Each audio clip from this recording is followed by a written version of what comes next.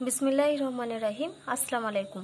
HS math ক্লাসে তোমাদের সকলকে স্বাগত। আমরা ক্লাস 12-এর লিনিয়ার প্রোগ্রামিং প্রবলেম অর্থাৎ রৈখিক প্রোগ্রাম বিধি এই চ্যাপ্টারের অঙ্কগুলো নিয়ে আলোচনা করছিলাম। তো আগের দিন আমি তোমাদেরকে দীর্ঘ 2-এর অঙ্কটা যেটা করিয়েছিলাম, সেই দীর্ঘ 2-এর অঙ্কটাতে আমি এটা ছিল আমাদের দীর্ঘ 2-এর অঙ্কের লেখচিত্র। তো এই লেখচিত্রের অঞ্চলটাতে আমাদের একটু সামান্য ভুল হয়েছে। তো আমি আগের ভিডিওটাতে ওটা আমি কারেকশন করে দেওয়া হয়নি, আমার ভুলটাই পড়ানো হয়ে গিয়েছিল। তো আজকে আমি তোমাদের এটা আগে শুরুতে বলে দিই, তারপর আমি নতুন অঙ্ক শুরু করব। ভুল বলতে পুরো ছবিটাই ঠিক আছে, শুধুমাত্র আমাদের লাস্টে যে ডটেড লাইনটা, যেহেতু তোমরা দেখতে পাচ্ছ যে এটা একটা আনবাউন্ডেড রিজিয়ন, তো আনবাউন্ডেড রিজিয়নের ক্ষেত্রে আমাদেরকে কি করতে হয় না, যেটা আমাদের জেড যে অবজেক্টিভ ফাংশনটা দেওয়া থাকে, আর আমাদের যেটা অবমান, এখানে যেমন আমাদের অবমান বের করতে দেওয়া ছিল, তো আমরা কি জানি যে যেটা আমাদের চরম বা অবমান বার হয় কোনো আনবাউন্ডেড রিজিয়নের ক্ষেত্রে, তো আমরা নির্দিষ্ট করে বলতে পারি না যে সেই মানটা হচ্ছে আমাদের অবমান। আমাকে তার জন্য একটা ইনইকুয়ালিটি গঠন করতে হয়। তো আমরা দেখো ইনইকুয়ালিটিটা গঠন করেছিলাম, যেটা ছিল আমাদের এই যে 2x + 8y <= 116। তো আমাদেরকে কি করতে হবে, এই 2x + 8y <= 116 এই মানে ইনইকুয়ালিটিটার আগে রিজিয়নটা বের করতে হবে। তারপরে আমাদেরকে কি করতে হয় না, এই ইনইকুয়ালিটি রিজিয়ন আর আগে যে আনবাউন্ডেড রিজিয়নটা আমরা পেয়েছিলাম, এই দুটো রিজিয়নের মধ্যে যদি আমরা কোনো কমন পয়েন্ট পাই, তাহলে আমরা কি বলতে পারি যে সেই মানে ওই যে প্রবলেমটা আমাদের দেওয়া থাকে, সেই প্রবলেমটার মানে কোনো অবমান থাকবে না। তো দেখো ইনইকুয়ালিটিটাকে আমরা শুরুতে আগে কি করি, অসমীকরণটাকে সমীকরণের রূপ দিয়েছিলাম। তাহলে দেখো আমাদের এখানে x এর মানটা বেরিয়েছিল 58, মানে x/58 + y/14.5 = 1। তাহলে এটা x অক্ষকে 58,0 বিন্দু আর y অক্ষকে 0,14.5 বিন্দুতে ছেদ করবে। এবার আমি এই যে অসমীকরণটা মানে নিয়েছিলাম, মানে অসমীকরণটা যেটা সমীকরণ নিয়েছিলাম 2x + 8y = 116, তো তার আমি দেখো এই যে এই ডটেড লাইনটা দিয়েছিলাম, এই ডটেড লাইনটা ছিল মানে ওইটার যে ইনইকুয়ালিটিটার অসমীকরণটাকে সমীকরণে রূপ দেওয়ার পরে আমরা যে মানে লেখচিত্রটা পাই বা গ্রাফটা যেটা টানি, তো এটাকে আমাদের কি করতে হয়, এটাকে আমাদের সবসময় ডটেড লাইন দিয়ে রিপ্রেজেন্ট করতে হয়। তো আমি যে এই ডটেড লাইনটা দিয়েছিলাম, তারপরে যখন আমরা এটার অঞ্চল নিয়েছিলাম, তো সেখানে দেখো আমাদের 0 পয়েন্টে চেক করতে হয়। তো 0 পয়েন্টে যখন আমি চেক করেছিলাম, দেখো আমাদের এসেছিল 0 <= 116। এবার 0 <= 116 আমি তোমাদের বলে দিয়েছিলাম যে এই ঘটনাটা মিথ্যা, কিন্তু এই 0 <= 116 এটা তো আমাদের সত্যি ঘটনা। তাহলে সত্যি ঘটনার ক্ষেত্রে কি হয়, সত্যি ঘটনার ক্ষেত্রে আমাদের মূলবিন্দু মানে তীরচিহ্নটা হয় আমাদের মূলবিন্দুর দিকে। তো আমি দেখো এখানে এই যে এদের যে মানে ডটেড লাইনের যে অঞ্চল, সেটা দেখো আমি বাইরের দিকে দেখিয়ে দিয়েছিলাম, কিন্তু অ্যাকচুয়ালি এই ডটেড লাইনটার অঞ্চলটা হবে আমাদের এই দিক বরাবর। তো এই পুরো ছবিটা আমি একটু চেঞ্জ করে দিয়েছি নতুন করে। তাহলে আমি যে চেঞ্জ করে যে জায়গাটা করেছি ওটা তোমাদেরকে একটু দেখিয়ে দিই। তো দেখো এটা হচ্ছে আমাদের এই ছবিটা যেটা আমি নতুন করে এঁকেছি। তো এই যে এই পোর্শনটা হচ্ছিল আমাদের যেটা আনবাউন্ডেড রিজিয়ন, যেটা শুরুতে আমরা পেয়েছিলাম। তো আমাদের দেখো যেটা ডটেড লাইন টেনেছিলাম সেটা ছিল আমাদের, তাহলে দেখো এই হচ্ছে আমাদের ছবি। আর আমাদের দেখো এই যে যেটা পেয়েছিলাম আমরা, এটা ছিল আমাদের কত, x/58 + y/14.5 = 1, যেটা x অক্ষ হচ্ছে তোমাদের 58,0 বিন্দুতে ছেদ করেছে। তো দেখো আমি এখানে যেটার মানে মানগুলো দেখো আমি প্রত্যেকটা 1, 2 না করে, যেহেতু আমাদের এখানে মানগুলো বড় বড় ছিল, সেই জন্য আমরা 10, 20, 30, 40, 50, 60 এইভাবে নিয়েছিলাম। তো 58 মানটা কোথায় থাকবে, দেখো এখানে 50 আর এখানে 60, তার মানে ধরো 60-এর একটু এদিকে থাকবে, তার মানে মনে করো এরকম একটা জায়গায় এই যে এই পয়েন্টটা হচ্ছে আমাদের এই বিন্দুটার স্থানাঙ্ক হচ্ছে 58,0। তার x অক্ষকে 58,0 বিন্দুতে ছেদ করেছে, আর y অক্ষকে দেখো 0,14.5। তাহলে এই দিকটাও তোমরা এই দিকটা যেভাবে মান নিতে হবে আমাদেরকে, কিন্তু y অক্ষ বরাবর সেই একই ডিস্টেন্সটা কিন্তু একই মেনটেন করতে হবে, নাহলে কিন্তু তোমাদের তীর চিহ্ন মানে সরল রেখাগুলো আঁকতে কিন্তু অসুবিধা হয়ে যাবে। তাহলে দেখো এখানটা হচ্ছে 0 থেকে 10, আর তারপরটা দেখো আমি 10 থেকে 20 নিয়েছি। তো 10 থেকে 20 নিয়েছি, তার মানে এটা হচ্ছে 14.5। তাহলে দেখো আমরা 10 থেকে 20, আর আমরা কি আমাদের দেখো এই বিন্দুটা এই যে এই সরলরেখাটা, এটা হচ্ছে আমাদের y = 14 সরলরেখাটা। তাহলে এটা যদি আমাদের y = 14 সরলরেখা হয়, তাহলে 14.5 মানে কি, তার একটুখানি উপরের পোর্শনে হবে। তার মানে এরকম একটা জায়গাতে হচ্ছে আমাদের এই 0,14.5 বিন্দুটা, এই যে যেখানে আমরা ডটেড লাইনটা টেনেছি। তো এটা হচ্ছে আমাদের 0,14.5 বিন্দু, আর এটা হচ্ছে 58,0 বিন্দু। তাহলে এই লাইনটাকে আমরা সবসময় কি দিয়ে দেখাবো, এটা হচ্ছে আমাদের একটা ডটেড লাইন দিয়ে দেখাতে হয়। এবার আমাদের এখানে অঞ্চল দেখাতে হবে। তো আমাদের রাশিমালার কি ছিল 2x + 8y <= 116। তাহলে জিরোতে যদি চেক করি তাহলে সরি এটা 116, তাহলে জিরোটা হবে <= 116। তাহলে জিরোটা অবশ্যই কি 116 থেকে ছোট, তার মানে এটা হচ্ছে আমাদের সত্য ঘটনা। তো সত্য ঘটনার ক্ষেত্রে আমাদের কি হবে না, সত্য ঘটনার ক্ষেত্রে তীরচিহ্ন আমাদের মূল বিন্দুর দিকে হবে, অর্থাৎ এই অঞ্চলটা রিজিয়ন হবে আমাদের এই রকম বরাবর। তাহলে এই বরাবর হচ্ছে এই অঞ্চলটার রিজিয়ন। তো দেখো আমাদেরকে কি দেখতে হবে যে এই দুটো রিজিয়নের মধ্যে যেন কোনো কমন পয়েন্ট না থাকে।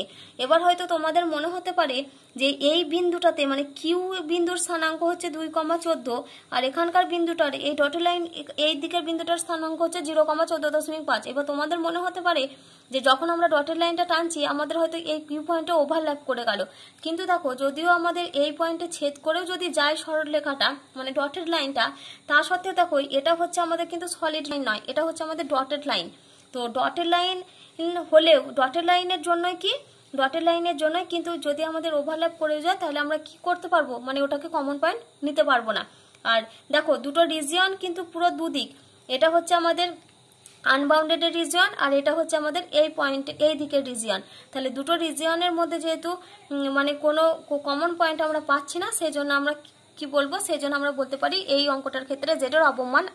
আর সেই অবমানটা আমাদের কোন পয়েন্টে না কিউ পয়েন্টে, কিউ বিন্দুর স্থানাঙ্ক হচ্ছে 2,14 আর জেডের অবমান হচ্ছে 116। তো যেহেতু আমার তীর চিহ্ন দেওয়াটা মানে অঞ্চল দুটো দেখানো ভুল হয়ে গেছিল, সেজন্য আমি তোমাদের এই ভিডিওতে একটু বলে দিলাম।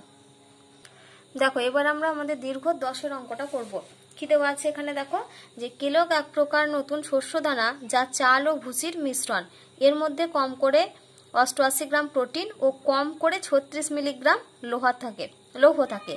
প্রতি কিলোগ্রাম ভুসির মধ্যে 80 গ্রাম প্রোটিন ও 40 মিলিগ্রাম লৌহ এবং প্রতি কিলোগ্রাম চালের মধ্যে 100 গ্রাম প্রোটিন ও 30 মিলিগ্রাম লৌহ থাকে। যদি প্রতি কিলোগ্রাম ভুসির দাম 5 টাকা এবং প্রতি কিলোগ্রাম চালের দাম 4 টাকা হয় তবে নতুন শস্য দানা উৎপাদনের ন্যূনতম ব্যয় নির্ণয় করো। তো এখানে দেখো আমাদেরকে কি চেয়েছে বলো তো, যে নতুন শস্য দানা উৎপাদনের ন্যূনতম ব্যয় নির্ণয় করো, অর্থাৎ জেডের মানটা এখানে আমাদেরকে কি করতে হবে না, জেডের মানটা আমাদের এখানে অবম করতে হবে। তো আর কি দেওয়া আছে দেখো যে এই যে নতুন যে শস্য দানা সেটা কার কার মিশ্রণ, এটা হচ্ছে চাল আর ভুসির একটা মিশ্রণ। এই চাল আর ভুসির মধ্যে কি কি মানে এই যে মিশ্রণটা রয়েছে এই মিশ্রণের মধ্যে দেখো কি কি রয়েছে, একটা হচ্ছে প্রোটিন আর একটা হচ্ছে লোহা, দুটোর মধ্যে প্রোটিন আর লোহা আছে। আর কি বলে দেওয়া আছে দেখো যে এর এই যে প্রতি কিলোগ্রাম ভুসির মধ্যে কতটা প্রোটিন কতটা লোহা আর প্রতি কিলোগ্রাম চালের মধ্যে কতটা করে প্রোটিন আর কতটা করে লোহা আছে দেখো বলে দেওয়া আছে। এই যে ভুসির মধ্যে এই দুটো আর চালের মধ্যে হচ্ছে 100 গ্রাম আর 30 মিলিগ্রাম লোহা থাকে। এবার আমাদের আর কি বলে দেওয়া আছে যে প্রতি কিলোগ্রাম ভুসির দাম 5 টাকা আর প্রতি কিলোগ্রাম চালের দাম হচ্ছে 4 টাকা। তাহলে আমরা এখানে শুরুটা কি করব না, আমরা যেটা ধরবো সেটা হচ্ছে যে এই যে নতুন শস্য দানা সেটা উৎপন্ন করতে আমাদের কত লাগবে না x কেজি চাল লাগবে আর y কেজি ভুসি লাগবে, যেহেতু এখানে চাল আর ভুসির মিশ্রণ বলা আছে। তাহলে এখানে দেখো বলে দেওয়া আছে যে প্রতি কিলোগ্রাম ভুসির দাম হচ্ছে 5 টাকা, তাহলে আর প্রতি কিলোগ্রাম চালের দাম হচ্ছে 4 টাকা, তার মানে 1 কিলোগ্রাম চালের দাম হচ্ছে 4 টাকা। আমরা চাল কিনবো কতটা না, চাল লাগে আমরা ধরেছি x ধরেছি, তার মানে x কেজি চালের দাম হচ্ছে 4x টাকা। একই রকম ভাবে দেখো দেওয়া আছে 1 কিলোগ্রাম ভুসির দাম 5 টাকা, তাহলে y কিলোগ্রাম ভুসির দাম হবে 5y টাকা। তাহলে মোট যেটা খরচ সেটা আমাদের কত হচ্ছে নিশ্চয়ই 4x + 5y। আর এখানে যে মানে প্রোটিন আর লোহার যে পরিমাণটা বলে দেওয়া আছে কতটা করে কি থাকবে মানে মিশ্রণটাতে, তো এই পুরো জিনিসটাকে আমরা মানে আগের অঙ্কগুলোর ক্ষেত্রে কি আমরা পুরোটা ভাষায় লিখেছিলাম, কিন্তু এখন আমরা কি করব এটা পুরোটা একটা ছকের মধ্যে লিখব। তাহলে দেখো আমরা অঙ্কটা শুরু করছি। তাহলে দেখো এবার আমরা অঙ্কটা শুরু করছি। তাহলে আমাদের খাবার যেটা শস্য দানা সেটা কার কার মিশ্রণ, সেটা হচ্ছে আমাদের চাল আর ভুসির মিশ্রণ। তাহলে এখানে আমরা শুরুতে উপরে কত লিখছি, উপরে লিখছি চাল আর এখানে লিখছি ভুসি। আর আমাদের কি দেওয়া আছে তার মানে দৈনিক যে কতটা করে পরিমাণ সেটা ন্যূনতম চাহিদা একদিকে লিখলাম। এবার চাল আর ভুসি এগুলোতে কি কি রয়েছে আমাদের এখানে দেখো, একদিকে লিখছি আমরা প্রোটিন আর একদিকে আমরা লিখছি লৌহ। তাহলে দেখো তোমাদের বইতে বলে দেওয়া আছে যে প্রতি কিলোগ্রাম চালের মধ্যে 100 গ্রাম প্রোটিন আর 30 মিলিগ্রাম লৌহ থাকে। তাহলে এটা হচ্ছে প্রোটিন আর লোহার ঘর, এটা হচ্ছে চালের ঘর। তাহলে কত করে চাল মানে কতটা করে চালের মধ্যে কি থাকে, প্রোটিন থাকে হচ্ছে এখানে 100 গ্রাম আর লোহা থাকে 30 মিলিগ্রাম। তাহলে এটা আমরা লিখলাম 30 মিলিগ্রাম। আর এগুলো যেহেতু আমাদের দেখো প্রতি কিলোগ্রাম চালের মধ্যে থাকে, সেই জন্য আমরা এখানে কি লিখে দিচ্ছি, এগুলো আমরা লিখে দিচ্ছি পার কেজি। প্রতি কিলোগ্রাম চালের মধ্যে এই যে 100 গ্রাম প্রোটিন আর প্রতি কিলোগ্রাম চালের মধ্যে 30 মিলিগ্রাম হচ্ছে লোহা। এবার আসি ভুসিতে। ভুসি দেখো কি বলা আছে, প্রতি কিলোগ্রাম ভুসির মধ্যে এখানে বলে দেওয়া আছে যে 88 গ্রাম প্রোটিন আর লোহা দেখো বলা আছে 40 মিলিগ্রাম। এগুলো হচ্ছে কততে না প্রতি কেজিতে। আর ন্যূনতম চাহিদা দেখো বলে দেওয়া আছে, দেখো একদম বইয়ের সেকেন্ড লাইনে বলে দেওয়া আছে যে এর মধ্যে কম করে 88 গ্রাম প্রোটিন, মানে মিশ্রণটাতে 88 গ্রাম প্রোটিন আর কম করে 36 মিলিগ্রাম লৌহ থাকে। তাহলে এটা হচ্ছে আমাদের ন্যূনতম চাহিদা, সেজন্য আমরা লিখলাম। এবার আমরা লিখবো খরচটা। তাহলে এটা হচ্ছে মূল্য প্রতি কেজিতে। মূল্য প্রতি কেজিতে দেখো আমাদের বলে দেওয়া আছে যে ভুসির দাম হচ্ছে 5 টাকা, তাহলে ভুসির ঘরে লিখলাম আমরা 5, আর প্রতি কিলোগ্রাম চালের দাম বলা আছে 4 টাকা, তাহলে চালের ঘরে আমরা লিখলাম 4। চালের ঘরে লিখেছি 4 আর ভুসির ঘরে লিখেছি আমরা 5। তো আমরা শুরুতে কি করব না, আমরা ধরবো যে মনে করি চাল লাগবে x কেজি আর ভুসি প্রয়োজন হচ্ছে y কেজি। তাহলে দেখো আমি এখানে কি লিখলাম যে ধরি মিশ্রণটি তৈরি করতে x কেজি চাল ও y কেজি ভুসি প্রয়োজন। তো আমাদের এখানে কি করব, এবার আমরা রৈখিক প্রোগ্রামবিধির সমস্যাটা লিখব। তাহলে এখানে আমরা একেবারেই লিখে দিই যে সমস্যাটি হলো। তো সমস্যাটি দেখো আমাদের এখানে কি করতে হবে বলতো, যে ব্যয়টা আমাদেরকে ন্যূনতম করতে হবে। তো ব্যয়টাকে আমরা কি করব, ন্যূনতম মানে আমাদের এখানে অঙ্কের ক্ষেত্রে কি আসবে, অবম আসবে। তো এখানে দেখো মানে যেটা আমাদের অবজেক্টিভ ফাংশন বা বিষয়াত্মক অপেক্ষক, তাহলে সেটা আমাদের কি, বিষয়াত্মক অপেক্ষককে আমরা বলি জেড। তাহলে বিষয়াত্মক অপেক্ষক জেড সমান হবে আমাদের, দেখো 1 কেজি চালের দাম হচ্ছে 4 টাকা, তাহলে x কেজি চালের দাম হচ্ছে 4x টাকা, আর y কেজি ভুসির দাম হবে আমাদের 5y টাকা। তাহলে মানে বিষয়াত্মক অপেক্ষক জেড সমান কত হবে, 4x প্লাস 5y। এটাকে আমরা কি করব, এটাকে আমরা অবম করব। তাহলে একে অবম করো যখন বাধাগোষ্ঠী হয়। তাহলে আমরা বিষয়াত্মক অপেক্ষক কি পেলাম, জেড সমান 4x প্লাস 5y কে অবম করো যখন বাধাগোষ্ঠী হয়। তো আমরা বাধাগোষ্ঠীগুলো কোথা থেকে বের করব না, এই যে প্রোটিন বরাবর যে ঘর, লোহা বরাবর যে ঘরটা লিখেছি এখান থেকে। তো দেখো তোমাদের বইতে বলে দেওয়া আছে যে মিশ্রণটা তৈরি হচ্ছে তার মধ্যে কম করে 88 গ্রাম প্রোটিন আর কম করে 36 মিলিগ্রাম লোহা থাকে। এই যে আমি এখানে লিখে দিয়েছি, ওইখানে বলা আছে কম করে 88 গ্রাম প্রোটিন আর কম করে এই যে 36 মিলিগ্রাম লোহা থাকে। তাহলে দেখো বইতে বলে দেওয়া আছে যে প্রতি কিলোগ্রাম চালের মধ্যে প্রোটিন থাকে কতটা, 100 গ্রাম। তাহলে 1 কেজিতে প্রোটিন হচ্ছে 100 গ্রাম, দরকার কতটা, x কেজি। তাহলে x কেজিতে প্রোটিন কতটা লাগবে, নিশ্চয়ই 100x এত গ্রাম। তারপরে কি, এবার এই যে ভুসির ক্ষেত্রে প্রোটিন, দেখো আমরা ভুসি কতটা কিনবো, y কেজি ভুসি প্রয়োজন। তো 1 কেজি ভুসিতে প্রোটিন হচ্ছে 88 গ্রাম, তাহলে y কেজিতে কতটা ভুসি থাকবে, নিশ্চয়ই 88y। তাহলে এর মোট প্রোটিন হচ্ছে 100x প্লাস 88y। এবার আমাদের কতটা করে বলে দেওয়া আছে, দেখো কম করে 88 গ্রাম প্রোটিন, তাহলে কম করে 88 গ্রাম প্রোটিন বলেছে, তার মানে এটা কি হবে আমাদের গ্রেটার ইকুয়াল টু 88। কারণ কম করে 88 বলেছে মানে কি 88টা হচ্ছে সব থেকে কম, তার বেশিও হতে পারে। একই রকম ভাবে দেখো বলা আছে যে মিশ্রণটাতে প্রতি কেজি চালের মধ্যে হচ্ছে 30 মিলিগ্রাম করে লোহা। তা চাল কতটা কিনেছি, 1 কেজি কিনেছি, তাহলে 1 কেজিতে লোহা হচ্ছে 30 মিলিগ্রাম, তাহলে x কেজিতে লোহা কত হবে 30x। একই রকম ভাবে মানে এই যে y কেজি ভুসিতে মানে এই যে 1 কেজি ভুসির মধ্যে লোহা থাকে 40 মিলিগ্রাম, তাহলে y কেজি ভুসির মধ্যে লোহা থাকবে কতটা, নিশ্চয়ই 40y। তাহলে এই দুটো প্লাস, দেখো এটাও বলা আছে যে কম করে 36 মিলিগ্রাম লোহা থাকে, তার মানে কম করে 36 মিলিগ্রাম মানে কি এই রাশিমালাটার হচ্ছে গ্রেটার ইকুয়াল টু 36। তাহলে এই দুটোই হচ্ছে আমাদের বাধাগোষ্ঠী, আর কিছু নেই। আর সেই সঙ্গে আমাদেরকে কি লিখতে হয়, x greater equal to 0, y greater equal to 0। তো আমাদের এখন কি করতে হবে, যেহেতু লেখচিত্রের সাহায্যে সমাধান নির্ণয় করতে হবে, সেজন্য আমরা শুরুতে কি করবো, অসমীকরণগুলোকে সমীকরণের আকারে লিখবো।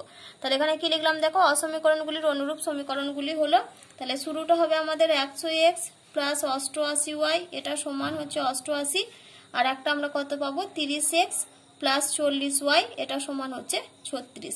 তাহলে এগুলোকে আমাকে পুরোটাই x by a plus y by b সমান 1 ফর্মে নিয়ে আসতে হবে। তাহলে এটা আমি একেবারেই লিখে দিচ্ছি x বাই এটা হবে আমাদের 88 বাই 100 প্লাস এটা হবে আমাদের y বাই, আমি দেখো এই সংখ্যাটা লিখতে একটু ভুল করেছি, এটা 88 নেই, এটা হবে আমাদের 80 গ্রাম, মানে ভুসিতে যে প্রোটিনটা রয়েছে সেটা হচ্ছে 80 গ্রাম। তাহলে এখানে আমাদের যে 100x প্লাস 88y লিখেছিলাম এটা হবে আমাদের 80। তাহলে এখানটা আমাদের একটু চেঞ্জ হবে, এখানটা হবে আমাদের 80। তাহলে এটা হবে আমাদের y বাই 80 বাই 88, এটা সমান হচ্ছে 1। তাহলে এটা একটা পেলাম। তাহলে এটাকে দেখো আমরা একটু ভেঙে নিই। তাহলে এটা হবে x বাই 88 বাই 100 রয়েছে, মানে এটা কত হবে আমাদের 0.88 প্লাস এটা y বাই দেখো 80 বাই 88 মানে এটা 8 দিয়ে যদি কাটাকাটি করি তাহলে 8 10 আর এটা 8 11 মানে 10 বাই 11। দেখো এখানটা আমরা একটু ঠিক করে লিখি। তাহলে দেখো আমাদের অসমীকরণ এটা আমাদের কত ছিল বলো তো, 100x প্লাস 80y এটা সমান হচ্ছে আমাদের 88।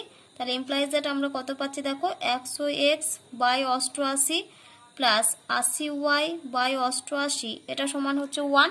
তাহলে এখান থেকে আমরা কি লিখতে পারি দেখো, x বাই আমরা 100কে নিচে নামিয়ে লিখছি, তাহলে এটা হবে 88 বাই 100 প্লাস y বাই এটা আমরা লিখছি 88 বাই 80 এটা সমান হচ্ছে 1।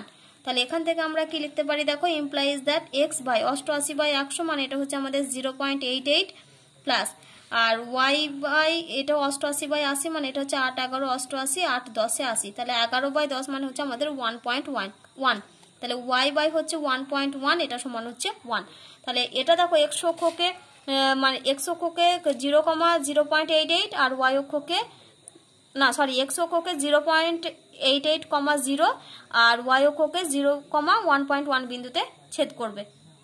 এবার আমরা আসি পরের সমীকরণটার ক্ষেত্রে। তাহলে এটা আমরা কি পাবো দেখো, 30x by 36 plus 40y by 36 এটা সমান হচ্ছে 1। তাহলে এখান থেকে দেখো আমরা কি লিখতে পারি, তাহলে এখান থেকে আমরা লিখতে পারছি x বাই 36 বাই 30 প্লাস এটা হচ্ছে y বাই এটা হবে আমাদের 36 বাই 40 এটা সমান 1। তাহলে দেখো এটা যদি আমরা কাটাকাটি করি তাহলে এটা হবে 3 12 36, এটা 3 10 30 আর এটা যদি 4 দিয়ে কাটে 4 9 36 4 10 40। তার মানে ইমপ্লাইজ দ্যাট x বাই দেখো 12 বাই 10 মানে এটা কত হবে আমাদের 1.2 প্লাস এটা y বাই 9 বাই 10 রয়েছে, তার মানে 9 বাই 10 মানে এটা কত 0.9। তাহলে y বাই হচ্ছে 0.9 এটা সমান 1।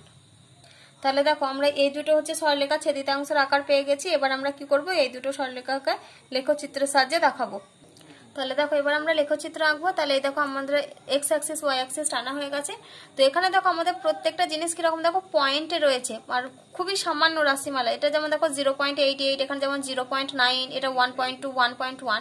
সেই জন্য আমরা এখানে 1 2 এরকম ভাবে ডিফারেন্স না নিয়ে আমরা কিরকম ডিফারেন্স নেবো বলতো, 0.1 0.2 0.3 এরকম ভাবে এই মাপগুলো নেব, যাতে আমাদেরকে এই ছবিটা আঁকতে যাতে সুবিধা হয়।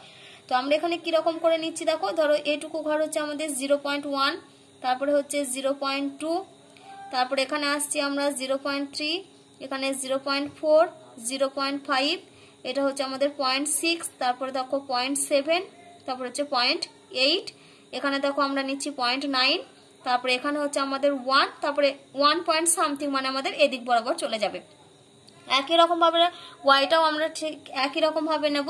তো ধরো এরকম এটা হচ্ছে আমাদের 0.1, এখানে হচ্ছে 0.2, এখানে হচ্ছে আমাদের 0.3, এটা হচ্ছে আমাদের 0.4, এখানে হচ্ছে দেখো 0.5, তারপর এটা 0.6 0.7 0.8 0.9, তাহলে হচ্ছে 0.6 0.7 0.8 এরকম পজিশনে ধরো আসবে আমাদের 0.9।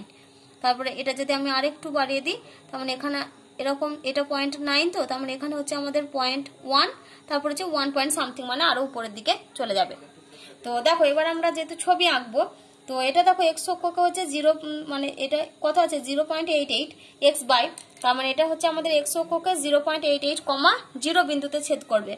তো এখানে দেখো আমাদের হচ্ছে 0.8, তো 0.8 এখানে এটা হচ্ছে আমাদের 0.8 0.8, তাহলে 0.88 মানে কিরকম জায়গা আসবে বলো তো, তাহলে এরকম একটা জায়গাতে এলো। তাহলে এই বিন্দুটার স্থানাঙ্ক হচ্ছে আমাদের কত 0.88, 0 বিন্দু, এটা হচ্ছে আমাদের এই বিন্দুটা। তারপরে ওয়াই অক্ষকে কত 0,1.11, তাহলে এখানটা হচ্ছে 1.1, এই ঘটা এটা, তাহলে 1.1 মানে ঠিক তার উপরে একটুখানি পোর্শনে হবে। তাহলে এটা হচ্ছে আমাদের কত, এটা হচ্ছে আমাদের 0,1.1। তাহলে এই দুটো বিন্দুর সংযোজকারী সরলরেখাটা আমাদেরকে টানতে হবে। তাহলে এই দুটো বিন্দুকে এবার আমরা যোগ করব। তাহলে দেখো দুটো বিন্দুকে আমি যোগ করে দিচ্ছি। তাহলে এই সরলরেখাটা, এই যে আমি যে বিন্দুটা যোগ করে দিলাম, এই যে এটা হচ্ছে আমাদের সরলরেখাটা। তাহলে এটা একটা সরলরেখা পেলাম। আমাদের আর একটা সরলরেখা টানতে হবে। এটা দেখো x/1.2, তার মানে x অক্ষ হচ্ছে 1.2,0, তাহলে এটা ছিল আমাদের 1, আর 1.2 মানে ধরো তার এরকম একটা পজিশনে আসবে 1.2, তাহলে এই বিন্দুটার স্থানাঙ্ক কত হচ্ছে 1.2,0, আর এটা কত বলা আছে y অক্ষকে এই যে 0,0.9, তার মানে এটা হচ্ছে আমাদের 0.9, তার মানে এই বিন্দুটার স্থানাঙ্ক হচ্ছে 0,0.9। তাহলে এই বিন্দুটা আর এই বিন্দু, এই দুটোকে যোগ করে আমরা যে সরলরেখাটা আমাদের টানতে হবে। তাহলে দেখো এই দুটো বিন্দুকে আমরা যোগ করে দিই। তাহলে এই যে এই দুটো বিন্দুকে আমি যোগ করে দিলাম। তো আমার যেহেতু আমি হাতে টানছি, আমার সরলরেখা একটু বেঁকে যাচ্ছে, কিন্তু তোমরা একটু চেষ্টা করবে সোজা করে আঁকার। তাহলে দেখো আমাদের ছবি আঁকা কমপ্লিট হয়ে গেছে। এবার আমরা তীর চিহ্ন দেব অঞ্চল দেখানোর জন্য। তো শুরুতেই আমাদের ছিল 100x প্লাস 80y, এটা ছিল গ্রেটার ইকুয়াল টু 88। আমরা 0 0-তে চেক করব। তাহলে 0 0-তে যদি চেক করি তাহলে 100 × 0 মানে 0 প্লাস 80 × 0 মানে 0, গ্রেটার ইকুয়াল টু 88। তার মানে 0 গ্রেটার ইকুয়াল টু 88। এটা কি ঘটনা? এটা হচ্ছে আমাদের মিথ্যা ঘটনা। তাহলে মিথ্যা ঘটনার জন্য আমাদের কি হবে? তীর চিহ্ন বাইরের দিকে হবে। কোন তীর চিহ্নটা আমরা নেব? এই যে এটা এই যে 0.88 বিন্দুতে যেটা ছেদ করেছে, এই সরলরেখাটার ক্ষেত্রে তীর চিহ্ন কোন দিকে হবে? বাইরের দিকে, অর্থাৎ তীর চিহ্ন হবে এরকম বরাবর। এই প্রান্তে একটা দিয়ে দিলাম আমি, এই প্রান্তে একটা দিয়ে দিলাম। তীর চিহ্ন দেখানো হয়ে গেল। এবার আমরা আসি পরের অসমীকরণ। পরের অসমীকরণটা আমাদের আছে দেখো যে 30x প্লাস 40y, এটা হচ্ছে গ্রেটার ইকুয়াল টু 36। এটা আমরা চেক করব কততে? 0,0-তে। তাহলে 30 × 0 মানে 0 প্লাস 40 × 0 হচ্ছে 0, গ্রেটার ইকুয়াল টু 36। তাহলে এটাও আমরা কি পাচ্ছি? 0 গ্রেটার ইকুয়াল টু 36, মানে এটা হচ্ছে আমাদের মিথ্যা ঘটনা। তাহলে মিথ্যা ঘটনা হলে কি হবে? তীর চিহ্ন বাইরের দিকে হবে। তাহলে এইটা হচ্ছে আমাদের বাকি সরলরেখাটা। তাহলে এর তীর চিহ্ন কোন দিক বরাবর হচ্ছে? এর তীর চিহ্ন হচ্ছে বাইরের দিক বরাবর।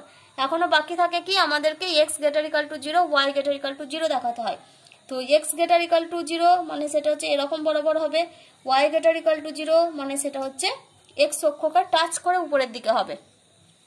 তো এবার আমাদের দেখো কমন পোর্শন দেখাতে হবে। তাহলে কমন পোর্শন দেখো আমরা এই সরলরেখাটার জন্য পাচ্ছি এই বরাবর তীর চিহ্ন। তাহলে এটা হচ্ছে এই সরলরেখাটার জন্য এই দিকটা পেলাম, আর এই সরলরেখাটার জন্য আমরা পাচ্ছি এই দিকটা, এটা।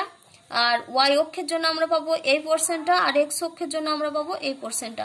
তার মানে এই বিন্দু, আর এখানে তো আমরা আর কিছু পাবো না। তাহলে দেখো এটা হচ্ছে আমাদের আনবাউন্ডেড একটা রিজিয়ন, কারণ এটা হচ্ছে পুরোটাই এই অঞ্চলটাকে নির্দেশ করবে। তাহলে এক্ষেত্রে বিন্দুগুলো স্থানাঙ্ক দেখো, এইখানে একটা বিন্দু পেয়েছি, মানে অঞ্চলটা গঠিত হয়েছে এই একটা বিন্দু, এই একটা বিন্দু, এটা হচ্ছে দুটোর ছেদিতাংশের বিন্দু, আর এইখানের এই একটা বিন্দু, এই তিনটে বিন্দু দিয়ে হচ্ছে আমাদের অঞ্চলটা গঠন হয়েছে। তাহলে দেখো পুরো আমাদের এই যে আনবাউন্ডেড রিজিয়নটা, এটা আমাদের গঠন হয়েছে এই যে সি বিন্দু, বি বিন্দু, আর এখানে আমি নাম দিয়েছি এ বিন্দু।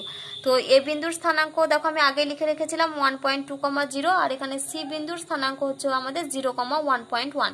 এবার এই দুটো যেহেতু ছেদ বিন্দু হচ্ছে আমাদের বি, তাহলে আমাদেরকে কি করতে হবে? যে সমাধান করে আমাদেরকে বি বিন্দুর স্থানাঙ্কটা নির্ণয় করতে হবে। তো সমাধানটা দেখো আমি তোমাদের এখানে করে দিয়েছি। আমাদের সমীকরণ দুটো ছিল 100x প্লাস 80y সমান 88, এটাকে আমরা 1 নাম্বার নাম দিয়েছি, আর 30x প্লাস 40y সমান 36, এটাকে আমরা 2 নাম্বার নাম দিয়েছি। তো আমরা কি করব? এটাকে অপনয়নের সাহায্যে সমাধান করেছি। তো আমরা প্রথমে y-টাকে কাটবো। তাহলে এখানে 80 রয়েছে, এখানে 40, মানে আমাদের 2 নাম্বার সমীকরণকে দেখো 2 দিয়ে গুণ করতে হবে। তাহলে 1 নাম্বার সমীকরণকে 1, আর 2 নাম্বার সমীকরণকে দেখো আমি 2 দিয়ে গুণ করেছি, তারপর এটাকে বিয়োগ করেছি। তাহলে 1 নাম্বার সমীকরণটা দেখো রয়েছে আমাদের 100x প্লাস 80y সমান 88, আর এটাকে যদি 2 দিয়ে গুণ করি তাহলে এখানে 30 দুগুণে 60x প্লাস 80y, আর এখানে হবে 36 2 72। তো দেখো মাইনাস করেছি, তাহলে আমাদের দেখো মানে y টার্মটা কেটে গেছে। তাহলে এখানে রয়েছে দেখো 100x মাইনাস 60x, মানে এটা হচ্ছে আমাদের 40x, আর এখানে রয়েছে 88 মাইনাস 72 মানে হচ্ছে 16। তাহলে x এর মান বেরিয়েছে আমাদের 16/40। আমরা 4 দিয়ে কাটাকাটি করে 4/10 পেয়েছি, 4/10 মানে হচ্ছে 0.4। এবার আমরা এক্স এর মানটা এই যে 2 নম্বর সমীকরণে দেখো বসিয়েছি, দিয়ে আমরা এখানে পেয়েছি দেখো 40y। তাহলে দেখো এখানে আমরা পেয়েছি ক্যালকুলেশনে যে 40y সমান 36 - 12, তাহলে y সমান আমরা পেয়েছি 24/40। আমরা 4 দিয়ে কাটাকাটি করে এটা আমরা পেয়েছি 6/10 অর্থাৎ 0.6। তাহলে এটা হচ্ছে আমাদের এই যে বি বিন্দুর স্থানাঙ্ক। বি বিন্দুর স্থানাঙ্কটা আমরা কত পেলাম দেখো 0.4, 0.6। তাহলে আমরা এই তিনটে বিন্দুর স্থানাঙ্ক জানি। এবার আমাদেরকে জেড এর মান নির্ণয় করতে হবে। তো দেখো প্রান্তিক বিন্দুগুলো হচ্ছে আমাদের এ বি সি। আমি পাশে স্থানাঙ্কগুলো লিখে রেখেছি দেখো 1.2, 0। বি বিন্দুর স্থানাঙ্ক হচ্ছে 0.4, 0.6 আর সি বিন্দুর স্থানাঙ্ক হচ্ছে 0,1.1। এবার আমাদেরকে কি করতে হবে, জেড এর মানগুলো বের করতে হবে। আমাদের জেড সমান কত দেওয়া আছে দেখো 4x + 5y। তাহলে আমি এখানে দেখো মানগুলো বসিয়েছি, যে যখন 1.2, 0 বসিয়েছি তাহলে সেক্ষেত্রে দেখো জেড সমান আমরা পেয়েছি 4.8। আবার যখন বি বিন্দুর স্থানাঙ্ক 0.4, 0.6 মানে এক্স আর ওয়াই এর জায়গায় এই দুটো মান বসেছি, তাহলে সেক্ষেত্রে জেড সমান দেখো পেয়েছি 4.6। একই রকম ভাবে 0,1.1 এই দুটো মান বসিয়ে আমরা জেড এর মান পেয়েছি 5.5। এবার যেহেতু আমাদেরকে জেড কে অবম করতে হবে, তাহলে সেক্ষেত্রে আমরা অবম মান পাচ্ছি এই মানটা 4.6। এই মানটা হচ্ছে অবম মান এই পয়েন্টের জন্য। তো যেহেতু আমাদের আনবাউন্ডেড রিজিয়ন, তাহলে আমরা এটা নির্দিষ্ট করে বলতে পারবো না এটা হচ্ছে আমাদের অবমান। তার জন্য আমাদেরকে একটা ইনইকুয়ালিটি গঠন করতে হবে। তো ইনইকুয়ালিটিটা কত না 4x + 5y <= 4.6। এবার আমাদেরকে এই ইনইকুয়ালিটিটার অঞ্চল দেখাতে হয়। তাহলে আমরা কি করে শুরুতে এটাকে সমীকরণের রূপ দিই। তাহলে 4x + 5y এটা সমান হচ্ছে 4.6। তাহলে এখান থেকে আমরা কি লিখতে পারি দেখো, এটা লিখতে পারি আমরা 4x / 4.6 + 5y / 4.6 এটা সমান হচ্ছে 1। তাহলে implies that x / 4.6/4 + y / এটা হচ্ছে আমাদের 4.6/5 এটা সমান হচ্ছে 1।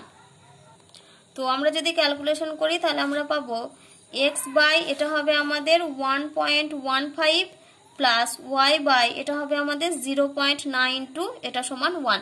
এবার আমরা এই দুটো বিন্দুগুলো মানে লেখচিত্রতে বসাবো। তাহলে x অক্ষ হচ্ছে কত বিন্দুতে 0,1.15 এই বিন্দুতে ছেদ করেছে।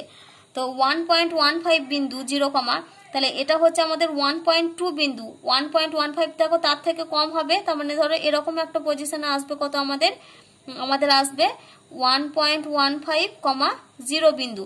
আর একটা বিন্দু আমাদের স্থানাঙ্ক দেখো y অক্ষকে দেখো 0,0.92। তাহলে 0.92 মানে এটা হচ্ছে আমাদের 0.9, তাহলে 92 মানে কি তার একটু উপরে হবে। ধরো এরকম একটা পজিশনে এলো আমাদের 0.92 বিন্দুটা। তাহলে আমাদের দেখো এইখানটাতে হচ্ছে 0.92 বিন্দু আর এখানে হচ্ছে 1.15, 0 বিন্দু। তাহলে এই দুটো বিন্দুকে দেখো আমি এরকম ডটেড লাইন দিয়ে দেখিয়ে দিচ্ছি। তাহলে এই দুটো বিন্দুকে আমাদেরকে কি করতে হবে, ডটেড লাইন দিয়ে যুক্ত করতে হয়। তাহলে এটা হচ্ছে আমাদের ডটেড লাইন, এটা ইনইকুয়ালিটিটার জন্য। তো আমাদেরকে কি করতে হবে, এটাকে 0, 0 পয়েন্টে চেক করে অঞ্চল বের করতে হবে। তাহলে 0, 0 পয়েন্টে যদি চেক করি তাহলে 4 × 0 মানে হচ্ছে 0 প্লাস 5 × 0 মানে 0 <= 4.6। তার মানে ইমপ্লাইজ দ্যাট আমরা কত লিখতে পারি 0 <= 4.6। এটা কি ঘটনা 0 <= 4.6। দেখো 0 <= 4.6 তার মানে তো ঘটনাটা সত্যি, ঠিক আছে। 0টা তো অবশ্যই 4.6 এর থেকে কি ছোট রাশি। তার মানে এই যে ডটেড লাইনটার এটার আমাদের অঞ্চল কোন দিক বরাবর হবে, এই অঞ্চল মানে ডটেড লাইনের অঞ্চল হবে এই দিক বরাবর। তাহলে দেখো যে দুটো অঞ্চলের মধ্যে দেখো এখানে আমাদের কিন্তু কোনো কমন পয়েন্ট নেই, কারণ এটা হচ্ছে আনবাউন্ডেড রিজিয়ন আর এটা হচ্ছে ডটেড অঞ্চলের রিজিয়ন। তাহলে যেহেতু দুটোর মধ্যে কমন পয়েন্ট নেই, তাহলে আমরা কি বলতে পারি না যেটা আমাদের অবমান বেরিয়েছিল কোন বিন্দুতে বি পয়েন্টে 0.4, 0.6, তাহলে আমরা কি বলতে পারি যে এই মানে রাশিটাতে কি এটাতে হচ্ছে জেড এর অবমান আছে।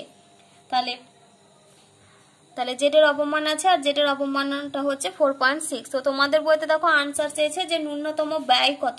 তাহলে অতএব তোমরা কি লিখবে যে ন্যূনতম ব্যয় হচ্ছে আমাদের কোনটা, এই যে 4.6 এত টাকা। তাহলে অতএব ন্যূনতম ব্যয় 4.6 টাকা। তোমাদের যাদের এই অসমীকরণগুলোর তীর চিহ্ন বা অঞ্চল বুঝতে যদি কারোর কোনো প্রবলেম হয়ে থাকে, তাহলে তোমরা আমার মানে ক্লাস 11-এর যে আমি সরল অসমীকরণ যে চ্যাপ্টারগুলো পড়েছি, তো সেখানে আমি এই লেখচিত্রের অঙ্ক অনেক করিয়েছি। তো তোমাদের যদি কারোর বুঝতে অসুবিধা হয় তো তোমরা সেখান থেকে একটু দেখে নিতে পারো। বা আমাদের যদি কোনো সরলরেখা যদি মূল বিন্দুগামী হয় তাহলে সেক্ষেত্রে তোমরা কিভাবে রিজিয়ন নেবে দেখবে এই টাইপের অঙ্ক আমি করিয়েছি ক্লাস 11-এর, তোমরা প্লে লিস্টে পেয়ে যাবে, তো ওখান থেকে একটু দেখে নিও। কিন্তু তোমরা একটা জিনিস মাথায় রাখবে যে রৈখিক প্রোগ্রাম বিধির প্রবলেমের যা কিছু প্রবলেম যে টাইপেরই প্রবলেম আসুক না কেন, রিজিয়ন যেখানেই পড়ুক না কেন, তো তোমাদের কিন্তু অঞ্চলটা সবসময় ফার্স্ট কোয়াড্রেন্টের মধ্যে রাখতে হবে। কারণ এখানে আমরা যে ডিসিশন ভেরিয়েবলগুলো নিই সেগুলোর মানগুলোকে সবসময় আমাদেরকে কি নিতে হয়, গ্রেটার ইকুয়াল টু 0 নিতে হয়। তো তোমাদের যদি আদার্স কোনো কোয়াড্রেন্টের অঞ্চল আসে তাহলে সেক্ষেত্রে কিন্তু এই প্রবলেমের কিন্তু কোনো সমাধান থাকবে না। এই জিনিসটাই তোমাদের মাথায় রাখবে যে এলপিপির সমস্ত প্রবলেমের ক্ষেত্রে রিজিয়ন কিন্তু অবশ্যই এই ফার্স্ট কোয়াড্রেন্টে আসা চাই।